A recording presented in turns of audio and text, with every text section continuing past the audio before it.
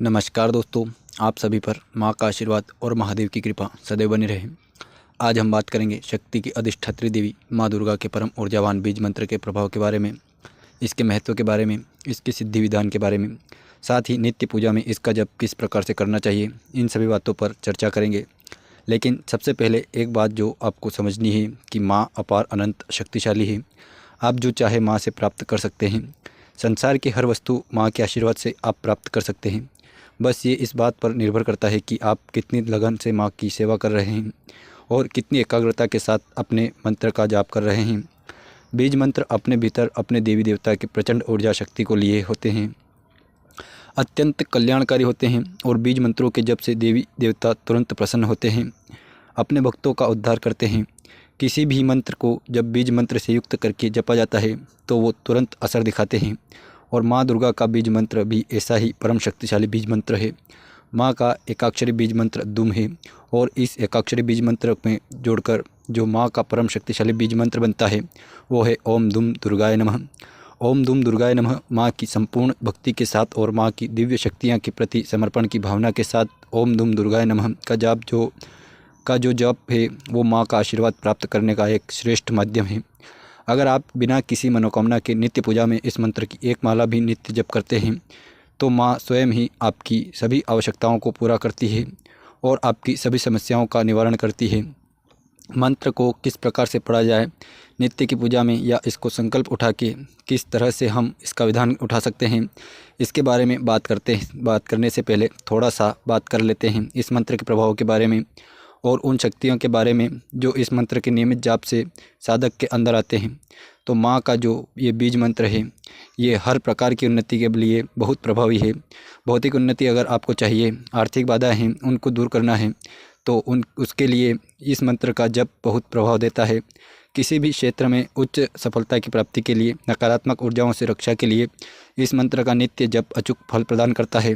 जो भी साधक माँ की शक्तियों को अनुभव करना चाहता है, माँ मेरे आसपास हैं, इस चीज़ को महसूस करना चाहते हैं तो उन्हें नित्य इस मंत्र का अधिकतम जप अपनी पूजा में करना चाहिए, क्योंकि इस मंत्र से निकलने वाली जो वाइब्रेशन है, जो तरंगे हैं वो बहुत तीव्रता से ब्रह्मांड में फैली भी हैं।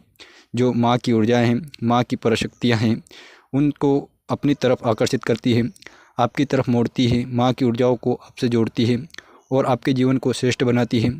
जो भी भक्त पूरे समर्पण भाव से इस मंत्र का जप करता है वो कुछ ही दिनों के भीतर इस मंत्र की ऊर्जा को अपने जीवन में अपने अंदर महसूस करने लगता है, क्योंकि माँ दुर्गा के 9 स्वरूपों की शक्तियाँ से ऊर्जित ये मंत्र हैं। इसके अलावा माँ लक्ष्मी, माँ काली, माँ सरस्वती की शक्तियाँ इस मंत्र में हैं, जो साधक की हर प्रकार से उन्नति करती है और ना सिर्फ साधक की चेतना का विकास होता है बल्कि मन के विकार समाप्त होते हैं, मन निर्मल होता है। अब बात करते हैं इस मंत्र को किस प्रकार जपना है। इसकी सिद्धि अगर आप करना चाहें तो कैसे करेंगे। तो किसी भी शुक्रवार, मंगलवार, अष्टमी, अक्षय तृतीया को, दीपावली को या किसी भी शुभ योग में आप इस मंत्र को शुरू करें। प्रातःकाल इस मंत्र का जप उठा सकते हैं, शाम को उठा सकते हैं या रात्रि में सुविधानुसार इस मंत्र का आप जप करें। एक समय निश्चित कर लें।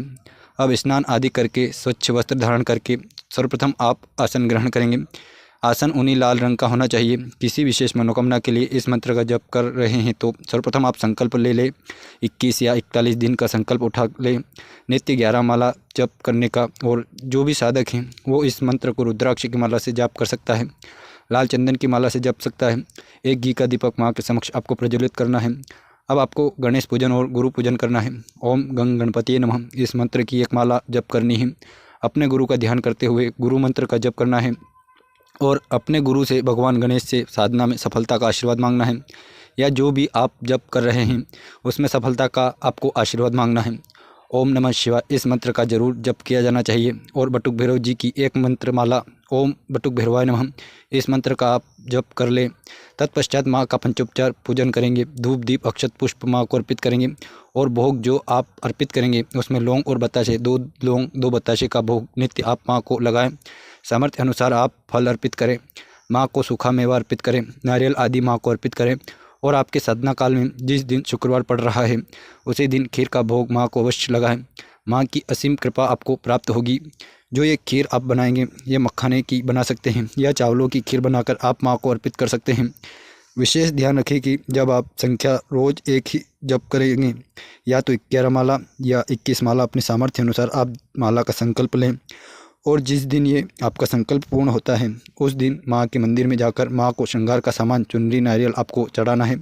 यथाशक्ति जो भी आपको दान मंदिर में देना है वो मंदिर में दे। हवन आप कर ले, और हवन जो भक्त नहीं कर सकते वो दशांश जब संख्या अतिरिक्त कर लें। साधना जब आपकी संपूर्ण हो जाती है तो 3 या 5 कन्याओं को भोजन कराएं, यथाशक्ति दक्षिणा दें।